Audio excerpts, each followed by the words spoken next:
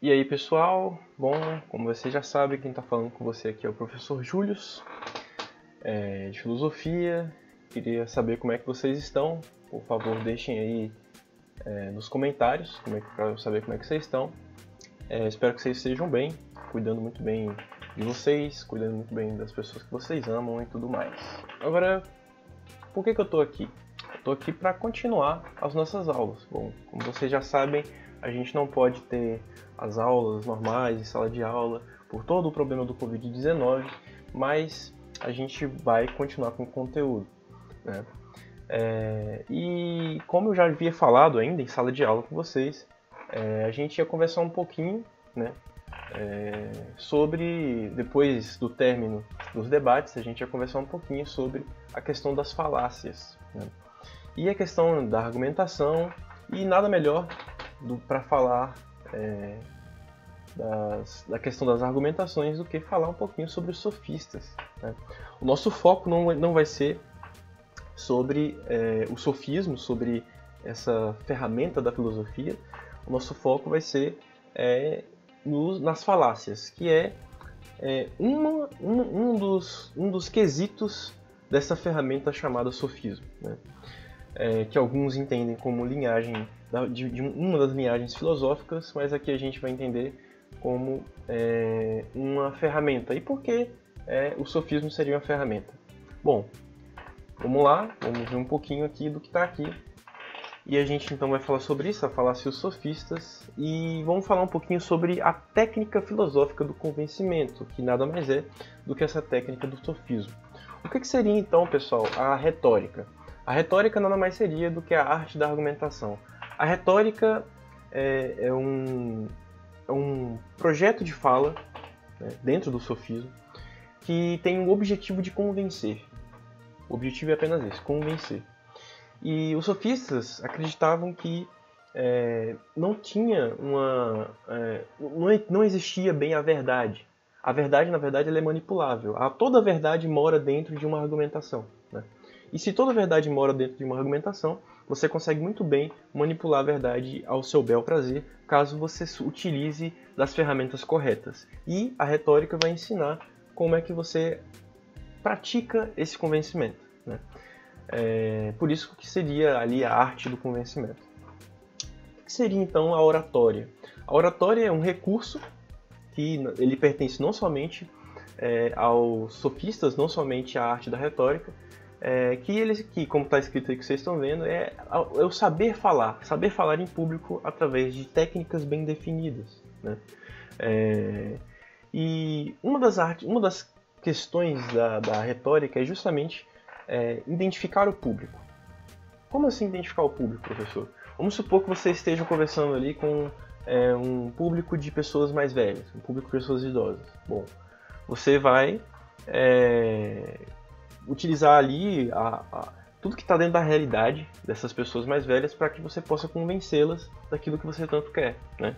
Sei lá, vamos falar um pouco sobre aposentadoria, e lá no meio do assunto de aposentadoria você coloca um assunto pertinente da sua vontade para que eles discutem. Afinal de contas, a aposentadoria é um tema interessante para pessoas mais velhas. Por exemplo, para adolescentes, né? Para vocês, que é uma coisa que eu costumo utilizar muito em sala, é uma coisa que inclusive eu vou mostrar um pouquinho, né, aqui para vocês.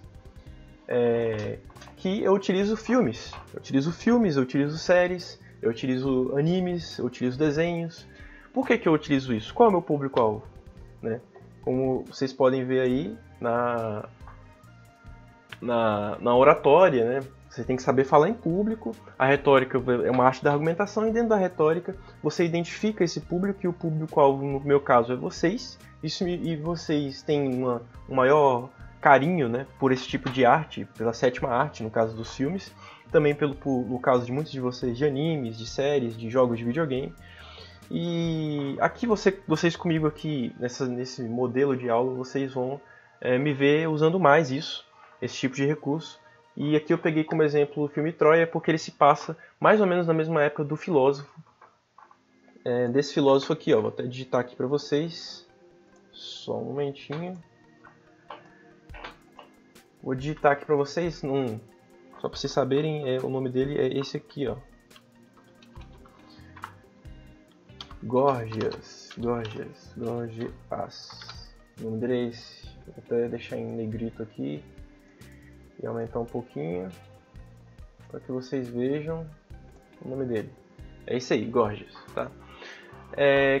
Esse filósofo, ele se passa na mesma época desse filme, tá? Desse filme aqui, que é Troia, que a classificação indicativa dele é 14 anos. Então, muitos de vocês podem assistir já o filme. E o filme ele se passa mais ou menos na mesma época de Gorgias, que esse filme se trata da Guerra de Troia, né? E Gorgias, ele convence todo mundo, né? De que apenas uma pessoa foi responsável por essa guerra, sendo que isso aí foi apenas ele colocando, então,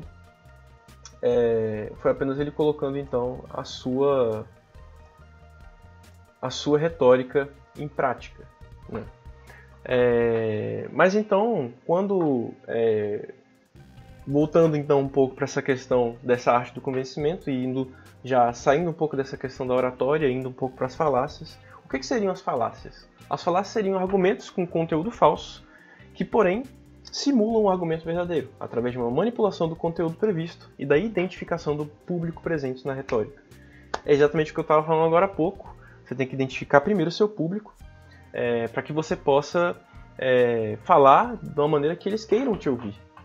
É o que eu estava falando agora sobre eu falar sobre filmes, séries, animes, para que vocês possam me ouvir, para que vocês primeiro se reconheçam dentro daquele conteúdo, para que só depois vocês passem a entender melhor. Mas por que, como vocês podem ter percebido, tá aqui em branco, né, essa parte aqui que eu estou falando sobre uma das falácias, mas é porque eu quero montar isso aqui junto com vocês, beleza? Eu não vou falar todos os tipos de falácias, são muitas falácias. Falácias conhecidas, que são mais conhecidas, são umas 30, e novas falácias vão surgindo com o passar dos anos, só que tem muito mais do que 30. Então, como tem muitas falácias, então a gente não vai falar de todas. Porém, vou dar foco em 5 falácias, tá? Que são essas que vocês estão vendo aí, que são as falácias do espantalho, a pela emoção, ladeira escorregadia, ad hominem e ad populum, tá? Pra gente pegar isso daqui melhor, eu decidi também deixar aqui preparado para vocês, né, no navegador, não somente esse filme aí, que vocês estão vendo aí, que vocês conhecem aí, sabe aquele termo, calcanhar de Aquiles? Pois então, esse aí que vocês estão vendo agora é o Aquiles, esse cara aí, o Brad Pitt, ele é o Aquiles. Mas esse filme é só para uma curiosidade mesmo, para vocês verem, mas vamos focar então aqui nas falácias, que são então aí o queridinho, as falácias são as queridinhas, né, desse conteúdo que a gente está estudando. Vamos falar então um pouquinho dessa falácia do espantalho, tá? Vamos lá. Você desvirtuou um argumento para torná-lo mais fácil de atacar. Vamos lá. Aqui, né, nesse pequeno texto que eu peguei aqui para vocês, eles dão um exemplo. E no exemplo tá lá. Depois de Felipe dizer que o governo deveria investir mais em saúde e educação, Jarder respondeu dizendo estar surpreso que Felipe odeie tanto o Brasil, a ponto de querer deixar o nosso país completamente indefeso, sem verba militar. Bom, o que o Jarder fez aí, gente? Ele pegou o argumento aí do Felipe, né? E percebam que Jarder não respondeu o Felipe. O Felipe só diz que o governo devia investir mais em saúde e educação, beleza? Aí o Jarder, né, só para mérito de convencimento, para convencer lá no debate que está acontecendo entre os dois, para convencer não somente o próprio Felipe, mas convencer as outras pessoas que estão assistindo, ele pega e fala o seguinte: ele não responde o Felipe, ele não vai falar sobre a importância de investir em saúde e educação. Não, o que ele faz? Ele fala sobre o quão que Felipe chega a ser até meio irresponsável, porque, poxa, ele odeia tanto assim o Brasil a ponto de, né, esquecer da nossa proteção, né, e não investir na verba militar. Isso é irresponsabilidade do Felipe, né? Mas vocês podem perceber que Jarder em nenhum momento respondeu o argumento de Felipe, né? Felipe disse uma coisa, Jarder disse outra, mas só pareceu que Jarder respondeu Felipe. E por que é espantalho? Por que o espantalho faz? Lembrem lá da cena do espantalho. Tá? Vou até botar aqui para vocês verem, só para deixar ilustrado. Vou pegar esse aqui, que esse espantalho tá bonitão, bora lá. O que o espantalho então costuma fazer? Deixa eu só focar no espantalho, não interessa o que o texto aqui está dizendo. Pra vocês verem, o espantalho está numa plantação, não é? Tá lá, tá numa plantação. O que ele está fazendo aí? Ele está tirando o foco da praga. Ele está tirando o foco do ponto em si. Daqui. Ele está tirando o ponto que está querendo de foco. Tipo assim, qual é o foco? O foco é o argumento do Felipe. Felipe disse que tem que investir mais em educação e saúde. Aí chega o Jader, aí ele coloca um espantalho na frente e tira a atenção do argumento, ou seja, da plantação. Ele tira o argumento da plantação e para focar só no espantalho. A gente tem que focar nesse espantalho aqui porque ele é que é o problema, né? Ele cria esse espantalho para que as pessoas foquem no espantalho e esqueçam da argumentação primeira. Ou seja, todo mundo que está observando vai entender que o espantalho é o problema e não a plantação. Que deve ser atacado o espantalho e não a plantação. Então, por que se chama espantalho? Ele espanta o argumento. Né? Ele espanta o argumento primeiro. Ele vai espantar esse argumento primeiro para focar em outra coisa. Essa falácia do espantalho, então, o que ela diz? Ela diz que você tem que sempre, para você conseguir convencer com quem você está debatendo, ou pelo menos convencer o público que está assistindo ao debate de que você está certo e o outro não, você tem que desviar a atenção, né, do argumento primeiro e focar apenas no que você quer chamar a atenção. Que no caso seria o seu argumento. Você tira o foco do argumento do outro. Beleza? Vamos lá. Partindo então para a nossa escrita aqui na falácia do espantalho, tira o Gorgias aí. O que seria então o espantalho? O espantalho ele vai espantar a argumentação. Ele vai espantar a argumentação primeira e dar foco apenas no que você quer que seja focado. O que você quer que seja administrado, vou colocar assim. Administrado durante o debate. Espantar a argumentação primeiro e dar foco apenas no que você quer que seja administrado durante o debate. Bom, e ele também desvia o foco principal da argumentação primeira, assim não a respondendo. Beleza? Então, ele vai fazer isso daí. Ele vai espantar a argumentação primeira, dar foco no que você quer administrar durante o debate. Ou seja, esquece o que ele está falando. Eu tenho mais importância. Ele vai desviar o foco. Beleza? Então, bora então partir para o apelo à emoção? Espantalho. Bora partir então para o apelo à emoção, galera. Como eu disse, eu não vou falar todas, né? Eu vou disponibilizar esse link para vocês, tá? No blog, então fiquem tranquilos. Mas vamos então para o apelo à emoção. Você tentou manipular uma resposta. Espera aí, eu esqueci de mudar o foco de vocês. Beleza. Vamos então para o apelo à emoção. E o que seria então esse apelo à emoção? Você tenta manipular uma resposta emocional no lugar de um argumento válido ou convincente. Bom, sabe quando vocês estão tem um determinado momento ali, aí vocês querem fazer muito alguma coisa, vamos supor. Vocês querem muito fazer alguma coisa, só que aí chega alguém e fala: mas se você fizer isso eu vou morrer, mas se você fizer isso eu vou ficar muito triste, se você fizer isso eu não vou conseguir nem dormir, eu vou chorar, ou qualquer coisa do tipo, sabe? Fica tentando te convencer a você não fazer o que você quer, não te convencendo pelo que você quer, ou seja, mostrando que o que você quer não é certo naquele momento, mas sim tentando desviar aquilo para alguma outra coisa que tem a ver com seus sentimentos, sabe? Isso é o apelo à emoção. Vamos pegar então esse exemplo que está mostrando aí e falar um pouquinho sobre ele. Lucas não queria comer seu prato de cérebro de ovelha com fígado com o fígado picado, mas seu pai lembrou que todas as crianças famintas de algum país de terceiro mundo que não tinham sorte de ter qualquer tipo de comida. Bom, o que aconteceu? Tem o Lucas, aí o Lucas tá lá e tem um prato lá ali muito ruim pra ele comer. Só que aí chega o pai dele e fala assim, poxa, sabia que tem muitas crianças que gostariam de ter isso aí pra comer pelo menos, porque elas passam fome todos os dias e tudo mais. Bom, deixa eu perguntar uma coisa pra vocês. O pai do Lucas respondeu ao Lucas por que ele tem que comer aquilo mesmo? Tipo, ele criou um argumento por que ele tem que responder aquilo? Não, galera. Ele criou um argumento fora. Ele desviou. Mas ele desviou pra onde? Pra emoção. Ele quis convencer o Lucas para que o Lucas se emocionasse com a situação de fome de outras pessoas para que ele comesse. Ele não argumentou sobre as questões nutritivas que aquilo poderia ser importante. Ele não falou da necessidade dele comer aquilo por qualquer outro motivo. Não. Ele falou, não, você tem que comer isso aqui porque pessoas estão morrendo aí e você tem a oportunidade de comer. Muita gente nem come, muita gente gostaria de ter isso aí que você tá podendo comer e não vai comer agora. Você vai mesmo fazer isso?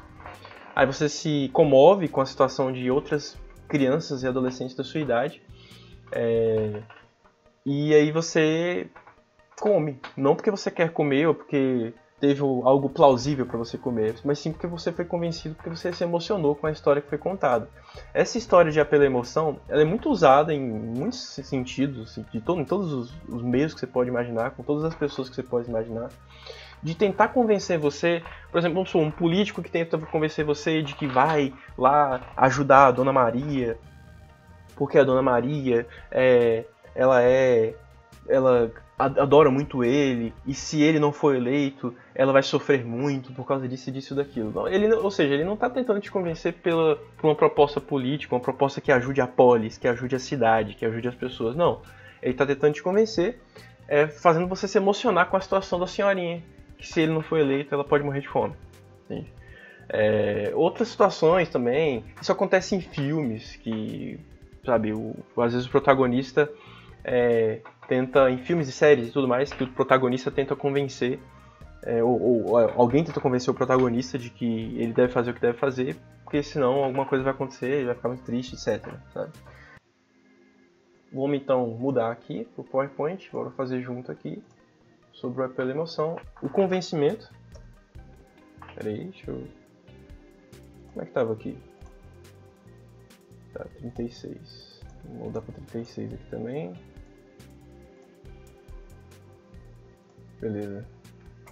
O convencimento do seu adversário, não pela resposta argumentativa, mas sim pela emoção gerada no adversário. Mas sim o convencimento do seu adversário não pela resposta argumentativa, mas sim pela emoção gerada. Vai ser gerada, mas sim pela emoção gerada. Mas sim pela emoção gerada pelo argumento.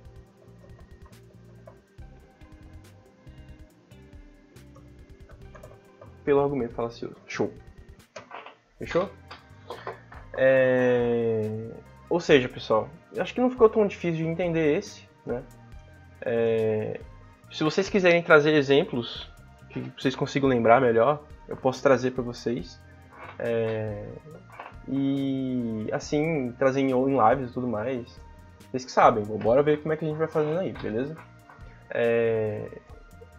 Porque aqui eu tô manipulando da maneira que eu quero. Se vocês acharem que o vídeo tá pequeno, por exemplo, onde o vídeo aqui da minha cam tá pequeno, eu posso dar uma aumentada no vídeo, posso dar uma diminuída no vídeo. Aí fica como vocês acharem melhor. Se vocês acham que desse tamanho tá legal, então vai ficar assim. E se vocês acharem também que é melhor aqui um pouco maior, botar outra letra, a gente vai se adaptando conforme o tempo vai passando, beleza? Mas então bora pular para a próxima falácia. Vamos falar um pouquinho da ladeira escorregadia. Vamos mudar aqui para vocês primeiro, antes que eu esqueça. Bom, então do que se trata... Vamos lá, ladeira escorregadia. Do que se trata a ladeira escorregadia? Você faz parecer que o fato de permitirmos que aconteça A fará com que Z... fará com que aconteça Z, e por isso não podemos permitir A. Vou mudar aqui no PowerPoint. Vamos alterar um pouquinho aqui para vocês enxergarem melhor. Armando afirma que se permitirmos que não cumpramos as tradições, logo todos vão fazer tudo o que der na telha, e logo teremos todos os tipos de atrocidades acontecendo. Tá? Então, pessoal, vocês vejam que não existe nenhuma relação entre cometer atrocidades e descumprir tradições. Né? O que Armando aqui está falando? Armando, ele está tentando estabelecer uma relação entre tradição e cometer atrocidades. Ou seja, se você não cumprir as tradições, coisas ruins vão acontecer. Mas vocês percebam que não tem relação nenhuma entre atrocidades e tradições. Né?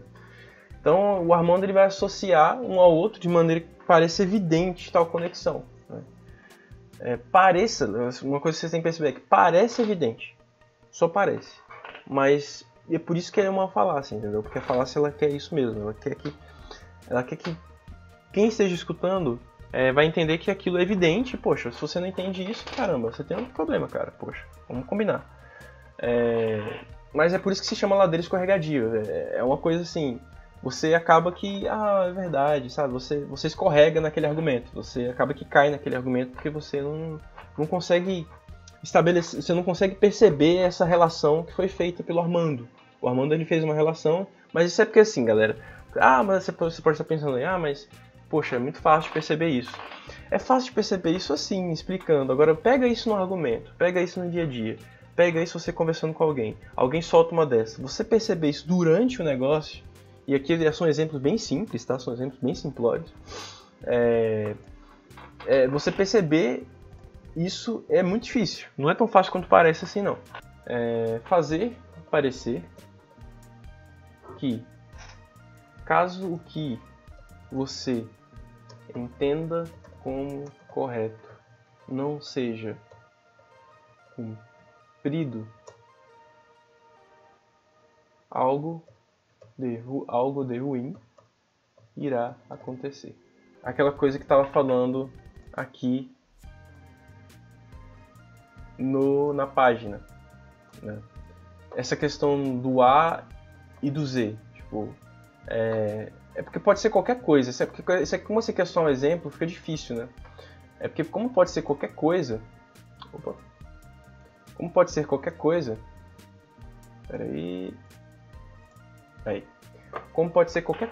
então o que pegar só um exemplo simples é difícil, mas é só vocês imaginarem que vamos supor que alguém diga alguma coisa para você, e para convencer você, ele associa o que ele disse a alguma coisa que você teme, para que o que ele diga tenha mais força, sabe? Tenha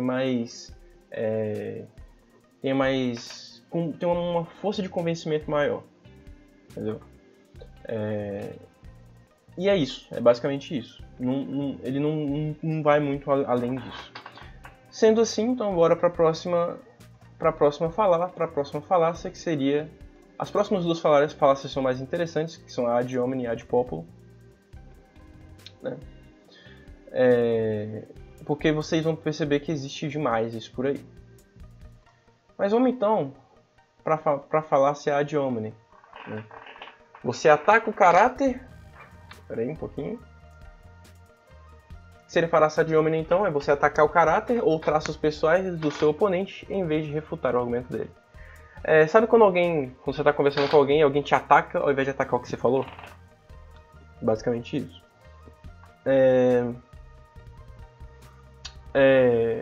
Acho que inclusive um exemplo que eu utilizei bastante de ad hominem, eu cheguei a mostrar em sala de aula no passado para vocês, foi o exemplo ad hominem. Deixa eu pegar aqui. Dessa menina aqui que vocês vão ver aqui, ó. Da Greta Thunberg. Tá? Vou botar só as imagens aqui, tá? Eu não sei se vocês lembram, principalmente desse momento aqui, né, dela. Que ela tava bem... Ah, peraí, minha cara tá na frente, deixa eu resolver isso. Desse momento aqui em que ela tava bem chateada, tava bem irritada, né? E ela... Depois desse discurso dela, né, na ONU, que foi... não só vários líderes mundiais, mas várias pessoas relacionadas à política do mundo inteiro começaram a responder ela, falando que ela era uma menina autista, falando que ela era uma menina rica e não tinha credibilidade e tudo mais. Mas percebam que o que todos esses poderosos falaram contra a Greta não respondeu à argumentação dela. E sim atacou a pessoa. E é exatamente isso que a falácia ad hominem vai fazer. A falácia ad hominem, ela vai atacar o caráter ou os traços pessoais da pessoa. Tem esse exemplo aqui não é tão interessante assim. Eu prefiro pegar esse exemplo que eu falei pra vocês da Greta, porque é um exemplo mais... Acho que, primeiro, que ela tem mais ou menos quase a mesma idade de vocês, ela é só um pouquinho mais velha que vocês. E fora que, além de ela ter... Além de ela ter praticamente a mesma idade que vocês, ela sofreu essa falácia demais em todo o mundo, o planeta inteiro. Não estou falando que todas as pessoas fizeram isso, mas muitos líderes e muitas outras pessoas poderosas fizeram isso contra a menina, né? Porque como elas não conseguiam atacar a argumentação dela, o que eles fizeram? Atacavam ela, né? Então, é basicamente isso que é a falácia ad hominem. Agora bora então para a próxima fala. Antes de, claro, fechar essa falácia da ad hominem, bora voltar então pro PowerPoint aqui e escrever um pouquinho sobre essa falácia. Tá logo no 36 aqui. Vamos escrever um pouquinho sobre essa falácia, então. É quando o argumentador responde o outro atacando seu caráter ou suas características pessoais e não seu argumento. E é curioso como essa falácia ela costuma funcionar muito bem. Por que ela costuma funcionar muito bem? Porque se você chega e tenta descredibilizar o outro falando que o outro é burro, é tonto, ou sei lá o quê. Deixa eu só mudar aqui onde eu estava, beleza. É curioso como funciona, porque a maioria das pessoas tenta realmente elas perdem um pouco a confiança naquelas pessoas que o caráter ou a moral delas é destruído, sabe? Ou pelo menos há essa tentativa de destruição. Isso é normal. Então, essas pessoas que tentam usar essa falácia, elas quase sempre, infelizmente, têm sucesso, porque realmente ele consegue tirar a credibilidade com quem ele está discutindo, atacando não o argumento, mas a pessoa. Bom, sendo assim, bora partir então para a próxima falácia, que seria a falácia ad populum, né? O que seria então, galera, essa falácia ad populum? Vamos voltar aqui, né, pro navegador. A falácia ad populum, vamos procurar ela aqui. Isso aqui são falácias, tá, pessoal? Todas elas, se vocês quiserem pesquisar depois, é muito interessante vocês verem isso, para que vocês não caiam nessas falácias. Mas o que seria então essa falácia ad populum? Por que eu peguei ela? Porque ela é uma falácia que eu considero de extrema importância. Você apela para a popularidade do fato, no sentido de que muitas pessoas fazem e concordam com aquilo. como uma tentativa de validação dele. Ou seja, imagine vocês que vocês estão conversando com alguém, e esse alguém com quem você está conversando tenta ganhar, né, o debate, não respondendo você, mas chamando as pessoas que estão assistindo aquele debate. E você sabendo, reconhecendo, lembra que eu falei que uma das características da retórica era a identificação de público? Bom, você reconhece aquele público, você sabe qual é o seu público, e é justamente por você saber qual é o seu público que você sabe como usar o público a seu favor. Então você não vai responder a pessoa com quem você está conversando, você vai usar o que o público acredita que é certo ao seu favor. Então, ou seja, você não está respondendo a pessoa, você está usando o público do debate ao seu favor. Então, vamos ver como é que é esse exemplo aqui. Esse exemplo aqui do navegador aqui da página. Luciano, bêbado, apontou um dedo para João e perguntou como é que tantas pessoas acreditam em duendes se eles são só uma superstição antiga e boba. João, por sua vez, já havia tomado mais Guinness do que deveria, e afirmou que, já que tantas pessoas acreditam, a probabilidade de duendes de fato existirem é grande. Esse exemplo aqui eu achei ele meio bobo. Mas vamos lá. Percebam que o Luciano, ele meio que tá perdendo a credibilidade dele porque ele tá bêbado. E aí, o João, como tá aí, o João acredita que o quê? Bom, Luciano tá bêbado e muita gente acredita nisso. Se muita gente acredita nisso, a maioria das pessoas acredita nisso, então provavelmente está certo. Né? Ele apela para o público, ele apela para o que o público acredita. Mas por que eu achei esse exemplo meio bobo? Porque é muito melhor um exemplo em que você tem um exemplo até pessoal mesmo, sabe? Em que você tem alguém assistindo o que está acontecendo e você apela para... Você conhecendo aquelas pessoas ou aquela pessoa que está assistindo, você apela para essa pessoa, para aquelas pessoas, sabendo que essa pessoa vai estar ao seu favor. Por quê? Porque você apelou porque aquela pessoa acredita. Mas não necessariamente você respondeu o argumento da pessoa. Sacou? Apelar para seus espectadores para responder à argumentação de seu adversário, levando em consideração que você conhece seu público, você sabe o que usar para voltá-lo contra seu adversário. Show? Então você vai apelar para os seus espectadores para responder uma argumentação do seu adversário, levando em consideração que você conhece o seu público e você sabe o que usar para voltá-lo contra o seu adversário. Ou seja, você sabe, levando em consideração que retórica é você saber administrar com quem você está falando, e não só com quem você está falando, mas com quem está assistindo o que você está falando e com quem você está falando, ou seja, identificação de público. Né? Vamos voltar um pouquinho aqui, lá para o começo. Né? Levando em consideração que a retórica, que essa arte da argumentação, ela vai levar em consideração o público presente, ela vai saber o que usar e o que falar para que o público concorde com você. Né?